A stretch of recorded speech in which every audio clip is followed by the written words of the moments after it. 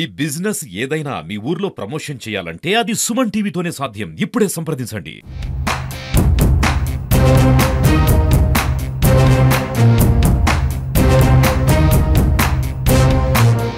Last week అంటే last Friday 14వ తేదీ Kurnool 4 town జ్యూరిస్డిక్షన్లో ఉన్న షరీన్ నగర్లో ఒక మర్డర్ కేస్ రిపోర్ట్ అయింది. కాసేపోగు సంజన్న అనే వ్యక్తిని, దాదాపు 55 to 60 years ఓల్డ్ వ్యక్తిని 5గురు అటాక్ చేసి చంపేశారని ప్రాథమిక ఇన్ఫర్మేషన్ మనకు వచ్చిన తర్వాత ఇమీడియట్లీ మనం సీన్ ఆఫ్ క్రైమ్ విజిట్ చేయడం జరిగింది. అప్పటికి అక్యూజ్డ్ అందరూ సీన్ ఆఫ్ క్రైమ్ నుంచి పారిపోయారు. సో అప్పటి నుంచి మన team with all the AIDS of scientific investigation, CCTV footages examine చేయడము, తర్వాత లోకల్ ఇన్ఫర్మేషన్ నెట్వర్క్ ద్వారా మొత్తం అనలైజ్ చేసి ఈరోజు మార్నింగ్ అక్యూజ్డ్ అందరినీ పట్టుకోవడం జరిగింది. అక్యూజ్డ్ అందరూ ఐడెంటిఫై చేసినట్టు A1 వడ్డే రామాంజనేయులు ఏలియాస్ అంజీ, వడ్డే శివకుమార్, వడ్డే రేవంత్ కుమార్, వడ్డే తులసి కుమార్, తర్వాత A5 వచ్చేసి మాలా అశోక్. దీంట్లో A1 వడ్డే రామాంజనేయులుకి ఆయన ఒక హిస్టరీ షీటరు, 13 కేసులు ఉన్నాయి ఆయనకి. తర్వాత నెక్స్ట్ A2, A3, A4 అతని సొంత సన్స్, కొడుకులు.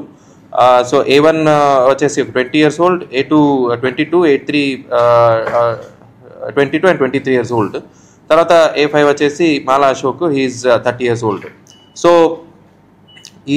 ఈ కేసు వెనక ఇంట్రోగేషన్ మొత్తం చేసి ఎందుకు ఇన్సిడెంట్ జరిగిందని చూస్తే, ఈ ఇద్దరు ఫ్యామిలీస్కి అంటే కాసేపోగు సంజనకి తర్వాత వడ్డే రామాంజనేయులు ఫ్యామిలీస్కి మొదటి నుంచి హిస్టరీ ఉంది, గొడవది. 2022లో ఇద్దరి మీద అంటే ఒకరి మీద ఒకరు దాడి చేసిన కేసులో 307 అంటే అటెంప్ట్ టు మర్డర్ కేసు కూడా రిజిస్టర్ చేసుకోవడం జరిగింది.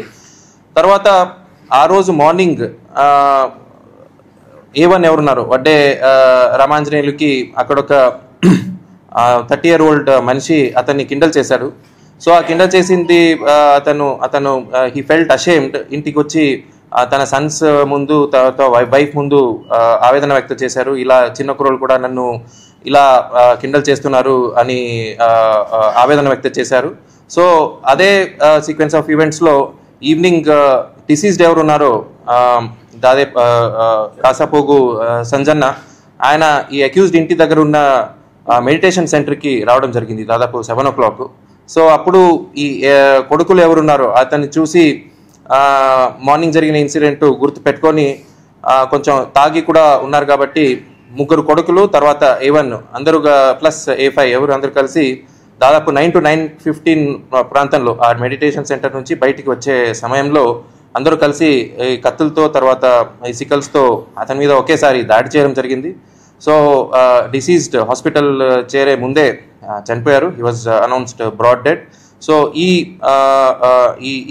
ఇన్సిడెంట్ ఇన్వెస్టిగేషన్ బాగా చేసి 5గురు అక్యూజ్ని చాకచక్యంగా పట్టుకున్న మన పోలీస్ టీమ్, SDPO కర్నూలు, తర్వాత DSP మహిళ, CI 4 town, CI 3 town and their teams అందరికీ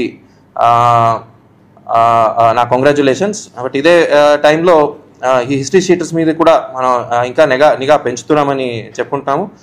ఎవ్రీ సండే హిస్టరీ షీటర్స్ ఎవరున్నారో వాళ్ళందరినీ స్టేషన్స్కి ఇప్పుడు ఆ సిస్టమ్ ఉంది, పిలవడం జరుగుతుంది. వాళ్ళు ఏం చేస్తున్నారు, వాళ్ళ యాక్టివిటీస్ ఏంటి, ఎలా బతుకుతున్నారు, సోర్స్ ఆఫ్ ఇన్కమ్ ఏంటి, అవన్నీ ఎగ్జామిన్ చేయడం జరుగుతుంది.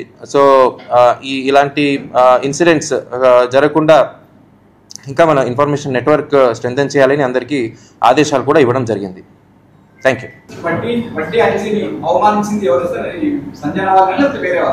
సో అతను పేరు ఇమ్రాన్ అనేది.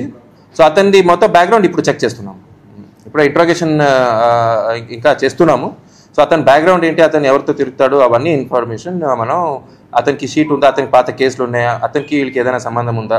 బట్ ఆ ఇమ్రాన్ ఇన్సిడెంట్ మార్నింగ్ ఏం జరిగిందో దానివల్ల వీళ్ళు ఇతను A1 ఎవరుతానో ఒక అసహ్యంగా ఫీల్ అయ్యారు. ఇటు చిన్న కుర్రోళ్ళు కూడా ఇది పరువు తీస్తున్నారు అని. సో ఈ వాళ్ళందరిది డిస్కషన్లో ఈ సంజన వల్ల ఇలా జరుగుతుంది అని ఒక దీనికి వచ్చారు. సో అలా కోపం పెట్టుకొని అటాక్ చేశారు. ఇమ్రాన్ అవమానించిన తర్వాత అంజీ మనుషులు వెళ్ళి వాళ్ళ ఇంటిపై దాడి చేశారు. అప్పుడు అలర్ట్ అయితే ఇన్సిడెంట్ జరిగేది కాదు. అప్పుడు అటు మన వాళ్ళు అలర్ట్ అయ్యారు. ఇమ్రాన్ని పోలీస్ స్టేషన్కి కూడా తీసుకురావడం జరిగింది. సో ఆ లోపల ఈ ఇన్సిడెంట్ జరిగిందండి. అదే అంజీ అప్పుడు లేరు. ఇంటికి వెళ్ళి చెక్ చేసి వైఫ్కి చెప్పి కూడా రావడం జరిగింది మా టీం నుంచి.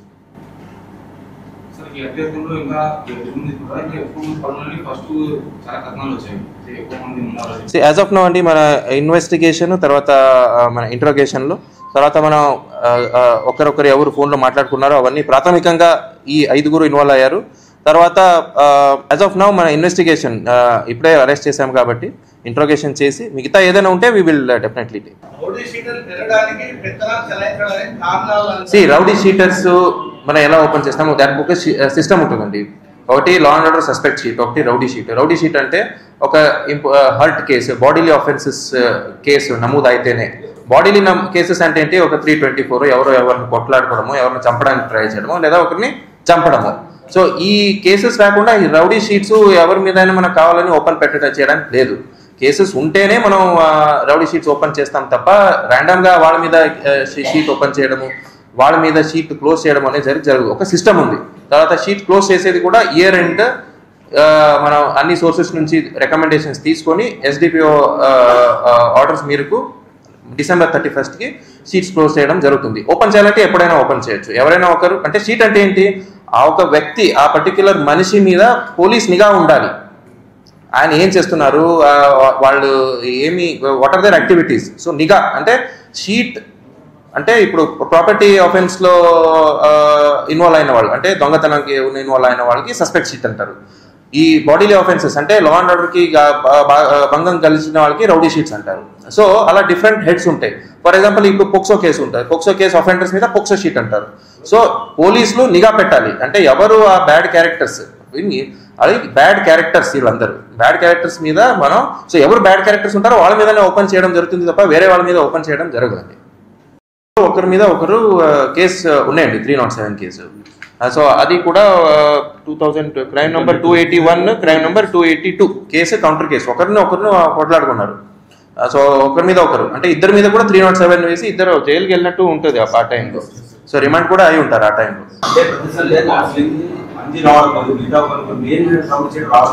నేను అది చూస్తాను, నేను చూస్తాను అది. అందుకే ఇప్పుడు ఒక సిస్టమ్ ఏమంటే ఎవరు వచ్చారు ఎవరు రాలేదు అనేది ఒక డిఎస్ఆర్ లాగా నాకు పంపడం జరగాలి అని చెప్పాను. సో ఎవరు రాకపోతే ఎందుకు రాలేదు. ఒక్కొక్కసారి ఎలా ఉంటుందంటే మనం ఇక్కడ కేసెస్ నమోదు అవుతాయి, వాళ్ళు ఒక 2-3 సంవత్సరాలు ఇక్కడ ఉండి షిఫ్ట్ అయిపోతారు. వాళ్ళు వేరే జిల్లాలో లేదా వేరే పోలీస్ స్టేషన్ జ్యూరిస్డిక్షన్లో షిఫ్ట్ అయిపోతారు. అట్లాంటి వాళ్ళు ఒక్కొక్కసారి అది దృష్టి వస్తే మన షీట్ని ప్రొసీజర్ ఉంటుంది, షీట్ ట్రాన్స్ఫర్ చేయడం, పక్కనున్న పోలీస్ స్టేషన్ కానీ పక్క జిల్లా కానీ ఆ షీట్ ట్రాన్స్ఫర్ చేయడం. సో ఇవన్నీ exercise continuous process. But with the background of this case మనం ఇంకొకసారి ఎక్సర్సైజ్ చేస్తాం. యాజ్ ఆఫ్ నౌ మనం 5 అరెస్ట్ చేసామండి.